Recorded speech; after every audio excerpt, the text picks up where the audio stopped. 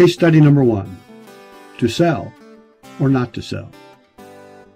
Doc and Dot McPeer purchased a single-family dwelling on Lakeshore Drive in LaPorte, Indiana in 1994. Now that's less than a year after the city adopted its first flood insurance rate map. Doc and Dot's house was built in 1977. According to the April 1, 1993 flood insurance rate map, their home is in flood zone AE. They have been required by their lending institution to carry $250,000 worth of flood insurance on their primary residence ever since they purchased it. The couple also decided to buy the maximum contents limit of $100,000 in order to more fully protect both their home and its possessions. Doc and Dot have benefited from subsidized pre-firm rates since 1994 while insuring their one-story, no-basement dwelling near the lake. They carry the policy's standard coverage A and B deductibles, and their policy comes up for renewal each October on the 15th. Prior to their October 2013 renewal, they paid an annual premium of $3,289. Doc and Dot's premium is based on the following. They have a single-family dwelling with one floor and no basement. It's pre-firm construction, and they carry the standard deductibles. Their home is in Zone AE, and they have $250,000 worth of coverage A and $100,000 worth of coverage B. Since most rating is now automated, many agents are not aware that the NFIP has a two-tiered rating approach. Most rating situations have both a basic insurance limits rate as well as an additional insurance limits rate. This chart illustrates the coverage limit breakpoints for each rate based on the type of structure.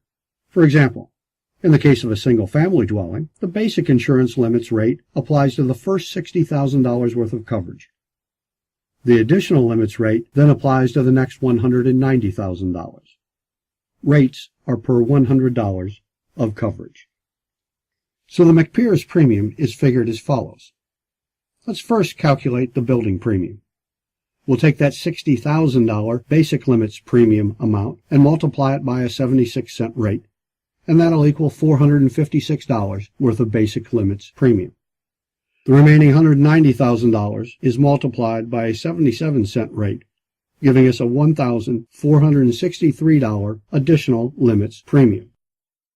Now for the contents premium, let's take $25,000 times 96 cents to give us a $240 basic limits premium. The remaining $75,000 is multiplied by a $1.38 rate, giving us a $1,035 additional limits premium. Our annual subtotal between both building and contents comes to $3,194. We'll now add in coverage D, increased cost of compliance, which in this case is $55. And then finally we'll add in the federal policy fee of $40, bringing us a total amount due of $3,289. That $3,289 is the full subsidized premium for the McPeer's residents. Subsidized premium rates, like those the McPeers are using, are discounted rates that have been traditionally available for structures built before a community first adopted FEMA flood maps and guidelines. The subsidized rates are determined with limited underwriting information and typically do not reflect the full risk of flood loss. When the McPeers policy came up for renewal in October 2013, since their home is their primary residence, they were able to still benefit from subsidized pre-firm rates since they continued to own their home as their primary residence. But some of the rating elements, as well as the rates, have changed. For example, effective October 1st, a reserve fund assessment became a part of their annual premium. Let's take a look at this year's rating approach. Some of the rates have increased, but those increases are not related to the Biggert-Waters Flood Insurance Reform Act. They just represent a typical annual increase that certain rating categories undergo. This year, the building premium is derived at by taking $60,000 times a 91-cent rate, giving us a $546 basic limits premium. The remaining $190,000 is still multiplied by the same 77-cent rate, giving us a $1,463 additional limits premium. On contents, we take $25,000 times $1.15, giving us a $288 basic limits premium, and then the remaining $75,000 is multiplied by a $1.38 rate, giving us a $1,035 additional limits premium. Our annual subtotal, both building and contents, comes to $3,332.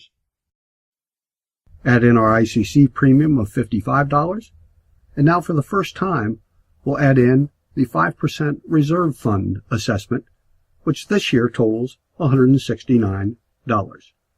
Finally, we'll add in our federal policy fee of $44, that's up from $40 a year ago, giving us a total amount due of $3,600. Now, just before their policy renewed in October, Doc and Dot decided to sell their home. Once it sells, the new owner will not be able to take advantage of subsidized rates, but will have to pay full risk rates. An elevation certificate is required to determine the dwelling's full risk premium rate. Under the Biggert-Waters Reform Act, if the property covered by a policy using subsidized rates is sold on or after July 6th of 2012, the policy must be full risk rated, beginning with policies effective on or after October 1st of 2013. Larry and Mary Laketon eventually purchased Doc and Dot's house. A surveyor completes an elevation certificate for them, and it indicates that the house is 4 feet below the base flood elevation. The Laketon's insurance agent makes a submit for rate submission to his write-your-own carrier to have a full risk rate determined, since rates with a -4 elevation are not published in the NFIP Flood Insurance Manual. The write-your-own carrier utilizes the 2013 specific rating guidelines to develop the Laketon's premium, which totals $10,723 with a -4 elevation difference. The specific rate guidelines are a complex series of tables of rates and technical underwriting procedures which are used by insurers to calculate premiums for their policyholders. They historically have been used by insurers to calculate premiums for a variety of special cases that have a much higher risk of flood damage than typical, even within the special flood hazard area. In order to lessen the impact of full risk rates, the Laktons may need to examine how they can mitigate their flood risk and lower their premiums at the same time. Elevating their structure will lower their flood risk and could reduce their premium. They could also consider adding flood vents to their foundation walls, if appropriate.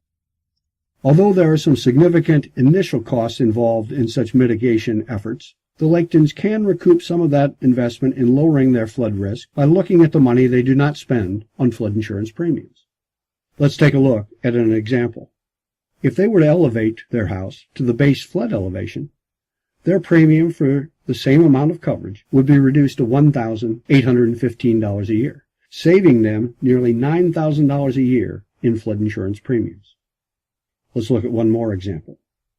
If the Laktons elevated their home to 2 feet above the base flood elevation, which is the standard freeboard provision adopted by communities in Indiana, their premium for the same amount of coverage would be just $667 per year, a savings of over $10,000 a year in flood insurance premiums not paid that can be used to offset the mitigation expense.